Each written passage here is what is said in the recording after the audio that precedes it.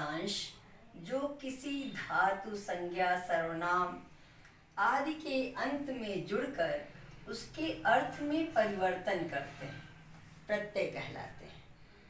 अर्थात अंत में जुड़ते हैं और जुड़ करके नया शब्द बना देते हैं, उनके अर्थ में परिवर्तन कर देते हैं, वो प्रत्यय कहलाते हैं।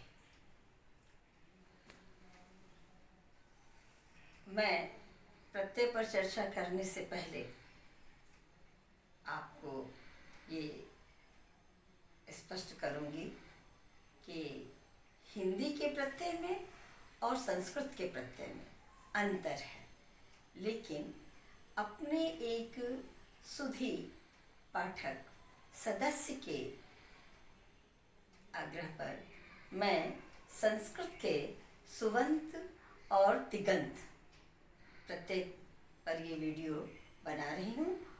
उसके बाद मैं हिंदी के प्रत्यय को स्पष्ट करूँगी, बाद में फिर संस्कृत के प्रत्यय पर आऊँगी। आइए देखते हैं प्रत्यय को। प्रत्यय ये 4 तरह के होते हैं: सुप प्रत्यय, तिंग प्रत्यय, कृत प्रत्यय, स्त्री प्रत्यय।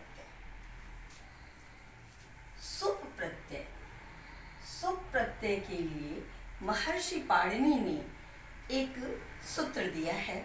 उस सूत्र को पहले बता लेती हूँ, फिर बाद में मैं उसको स्पष्ट करूँ। स्वौ जस मोट स्ता भ्याम भिसंगे भ्याम भसंग सिव भ्याम भस दसु सांग दयो सुप।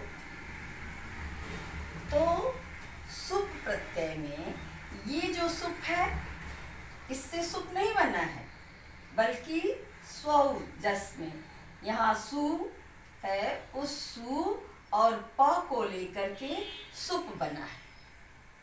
तभी सु से लेके प तक ये जितने प्रत्यय आ रहे हैं, सुप कहते ही इनका बोध होता है। और जब ये किसी शब्द में लगते हैं तो इनसे बने हुए शब्द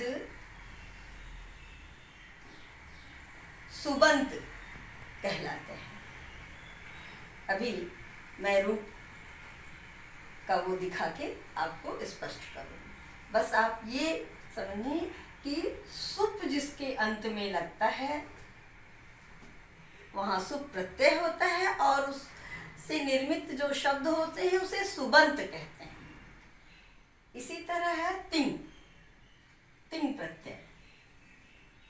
इसके लिए भी महर्षि पाणिनि ने एक सूत्र दिया: तिप तसी जी सी तस था मिम ब स्मस ता ताम झ था सा थान ध्व मिंग वै इन।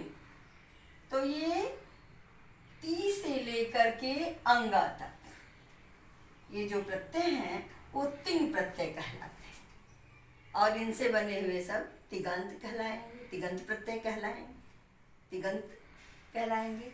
अब सुप जो है वो नाम धातु है, ये शब्द रूप इनसे बनते हैं, और तिंग इससे धातु रूप बनते हैं। इनकी संख्या सुप की 21 है और तिंग प्रत्यय की संख्या 18 है। इन्हीं से शब्द रूप और धातु रूप बनते हैं। अब मैं सुप और तिंग को स्पष्ट करती हूँ। आइए हम सुप प्रत्यय चक्र, कारक विभक्ति और सुप प्रत्यय चक्र को देखते हैं। ये है सुप प्रत्यय चक्र, कारक विभक्ति और सुप प्रत्यय चक्र। अब आप इस चार्ट को देखें। कारक कर्ता, कर्म, करण, संप्रदान, अपादान, संबंध, अधिकरण, ये कारक हैं। और विभक्ति प्रथमा, द्वितीया, तृतीया, चतुर्थी, पंचमी, षष्ठी, सप्तमी। संबोधन विभक्ति है, उसको नहीं लिखा है। और विभक्ति का एक वचन, द्विवचन और बहुवचन होता है। तो पाणिनि, महर्षि पाणिनि का जो सूत्र है अभी मैंने बताया सुप प्रत्यय का, उसके अनुसार आप ये देखें, ये चक्र बना हुआ है कि सु, औ, जस, अम, और, अस, टा, भ्याम, भ्यस, दे, भ्याम, भ्यस, दसी, भ्याम, भ्यस, दस, ओस, दस, ओस, आम, डिंग, ओस, ओह, सुप। इन्हीं के अनुसार सभी नाम धातु शब्द रूप बनते हैं। जैसे रामः, रामौ, रामा, रामम, रामौ, रामान। कुछ अंतर आते हैं उसमें, तो वो व्याकरण की दृष्टि से होते हैं। उसको जब मैं बाद में पढ़ाऊंगी तो स्पष्ट करूंगी, जब संस्कृत के प्रत्यय पर आऊंगी। इस तरह आपके सुबंत स्पष्ट हो गए होंगे कि जो ये शब्द जैसे रामः, तो ये कौन सा प्रत्यय है? सुबंत प्रत्यय है। कैसा शब्द है? सुबंत शब्द है। तो जितने शब्द रूप हैं वो सुबंत प्रत्यय से बने, और सब में प्रत्यय लगा रहेगा।